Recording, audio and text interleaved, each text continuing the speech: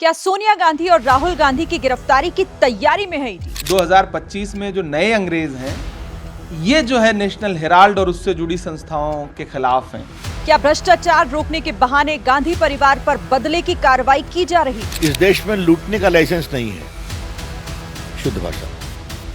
सुब्रमण्यम स्वामी ने ऐसा कौन सा केस रजिस्टर करवाया था जिससे राहुल सोनिया पर गिरफ्तारी की तलवार लटकने लगी? जवाहरलाल नेहरू के शुरू की अखबार कंपनी में मनी लॉन्ड्रिंग के पीछे का सच क्या है? ईडी की चार्जशीट में ऐसा क्या लिखा है कि पूरी कांग्रेस में हड़कंप मच गया?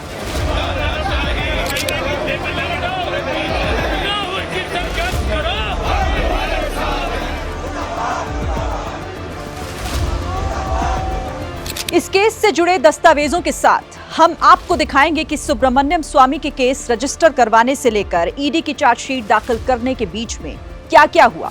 इसके अलावा आखिर नेशनल हेराल्ड केस है क्या और वो कौन सी गुत्थी है जिसमें राहुल और सोनिया गांधी के ऊपर मनी लॉन्ड्रिंग से जुड़े हजारों करोड़ों के आरोप लगे। इसके साथ ही बीजेपी कांग्रेस के बीच बयानों के तीखे वार पलटवार भी शुरू हो गए हैं। ये वीडियो अंत तक जरूर देखिएगा क्योंकि इसे हमने हर एंगल से डिकोड करने की कोशिश की है, जिसके बाद आपके मन में इस केस से जुड़े हर सवाल का एकदम सटीक जवाब मिल जाएगा। नमस्कार, मेरा नाम शीरीन है और आप देख रहे हैं एबीपी लाइव। 15 अप्रैल 2025 की शाम ब्रेकिंग न्यूज आती है कि राहुल गांधी और सोनिया गांधी के खिलाफ ईडी ने नेशनल हेराल्ड मामले में चार्जशीट दाखिल कर दी। बड़ी खबर लगातार आप तक पहुंचा रहे हैं। नेशनल हेराल्ड केस में चार्जशीट दाखिल हुई है। इस सब के बीच अब कांग्रेस पार्टी का क्या रुख रहता है? इसके बाद राजनीतिक महकमे में मानो भूचाल सा आ गया, जहां ठीक इसी दिन की सुबह सोनिया गांधी के दामाद रॉबर्ट वाड्रा को ईडी ने गुरुग्राम के कथित जमीन घोटाले से जुड़े पूछताछ के लिए बुलाया था, तो वहीं शाम ढलते ही सोनिया राहुल के खिलाफ ईडी ने नेशनल हेराल्ड केस में मनी लॉन्ड्रिंग का आरोप लगाते हुए चार्जशीट फाइल कर दी। इसीलिए सबसे पहले आपको ये जानना जरूरी है कि आखिर ये नेशनल हेराल्ड है क्या।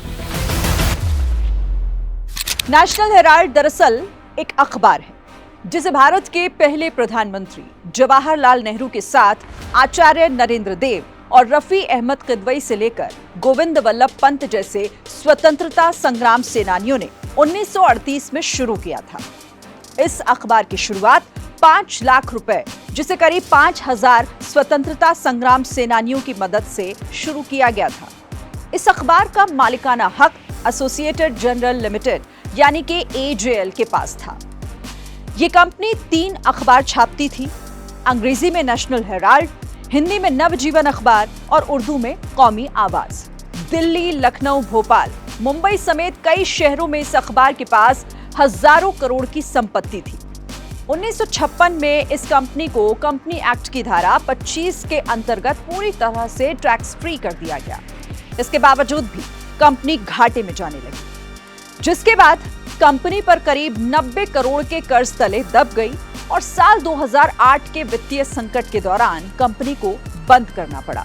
चार्जशीट दाखिल होते ही कांग्रेस ने पूरे देश में ईडी समेत सरकारी दफ्तरों के सामने चक्का जाम करने का ऐलान कर दिया और आरोप लगाया कि मोदी सरकार बदले की भावना के तहत गांधी परिवार को जेल में बंद करना चाहती है। तो ये उनको डरा के रखने के लिए वो कोशिश कर रहा है। ये बीजेपी कानून छोड़ के काम कर रही है।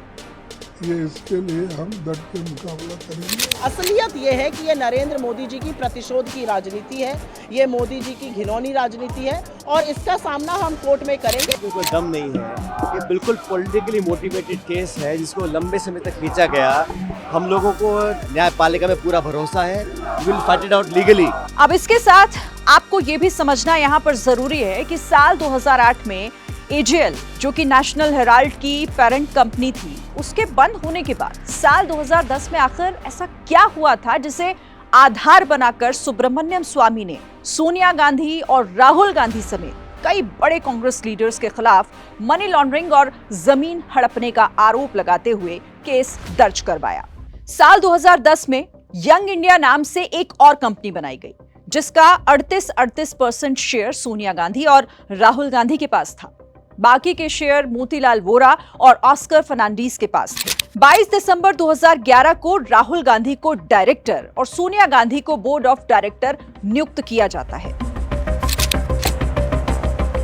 कांग्रेस पार्टी ने 90 करोड़ का लोन इस नई कंपनी यंग इंडिया को ट्रांसफर कर दिया, जिसके बाद एजेएल कंपनी इस लोन को चुकाने में खुद को असमर्थ बता देती है और फिर उसके बाद सारा का सारा शेयर यंग इंडियन को ट्रांसफर किया जाता है।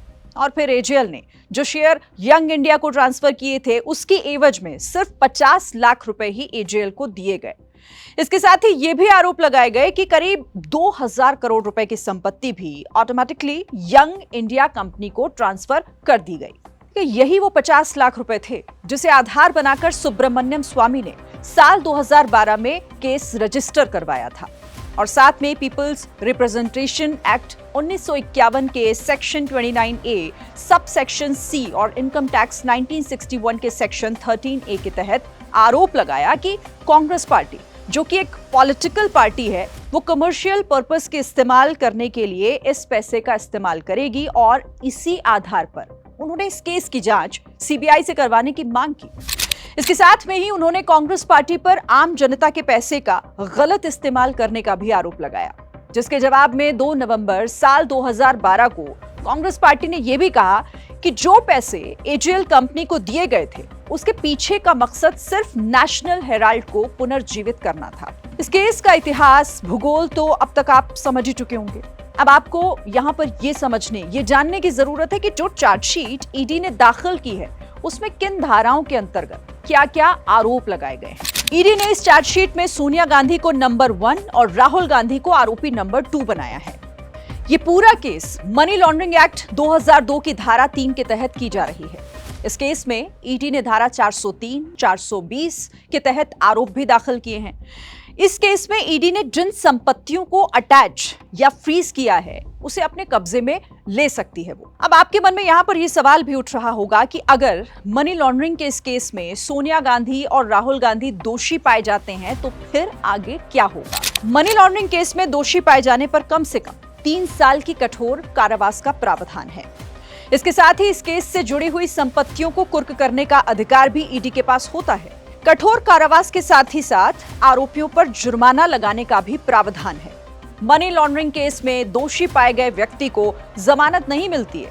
हालांकि कुछ मामलों में कोर्ट अपने विवेक के आधार पर उसका इस्तेमाल कर जमानत दे सकती है। इस केस से जुड़े हुए हर सवाल, क्या, कब, कहां, कैसे और आगे क्या होगा, इस आधार पर हमने आपको बताने की कोशिश की है। फिलहाल ये पूरा मामला कोर्ट में सुनवाई के अधीन है, जिसके बाद ही पूरा सच क्या है वो सामने आएगा।